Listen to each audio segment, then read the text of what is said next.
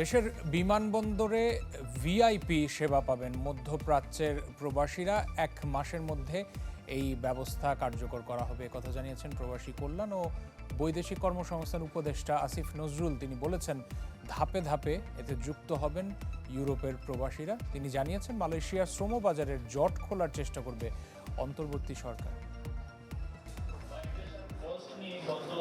প্রথমবারের মতো প্রবাসী কল্যাণ মন্ত্রণালয়ের সভাকক্ষে সাংবাদিকদের মুখোমুখি প্রবাসী কল্যাণ ও বৈদেশিক কর্মসংস্থান উপদেষ্টা ডক্টর আসিফ নজরুল। কথা বলেন মালয়েশিয়ার শ্রমবাজার নিয়ে। এটা আমরা সময়সীমা যে বেঁধে দিয়েছিলাম সেটা আছে। আমরা আশা করি এটা 100% আমরা অ্যাচিভমেন্ট করতে পারবো। 17,000 কেন যেতে পারেনি সেই ইতিহাস আমি আর তুলব না। আপনারা সবাই জানেন এটা আমাদের সরকারের আমলে না, আগের আমলে হয়েছে। সিন্ডিকেটের কথা যে বলেছেন, আমরা ওয়েল অ্যাওয়্যার আছি সিন্ডিকেট নিয়ে। সিন্ডিকেট যেন ভেঙে যায় সেই জন্য আমরা অত্যন্ত জোরালোভাবে মালয়েশিয়া সরকারকে বারবার অনুরোধ করছি, আপনি 100 জনের মধ্যে সীমাবদ্ধ রেখেন না, আপনি এটা ওপেন করে দেন।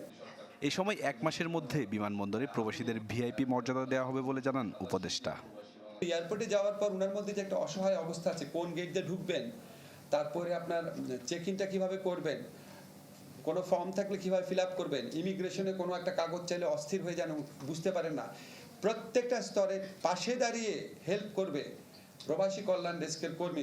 এবং একজন প্রবাসী যেন কোনো অবস্থাতেই এয়ারপোর্টে হয়রানির শিকার না হন, অসহায় অপমানিত বোধ না করেন, এই ব্যাপারে আমাদের জিরো টলারেন্স থাকবে। এটা আমরা অবশ্যই নিশ্চিত করে ছাড়ব।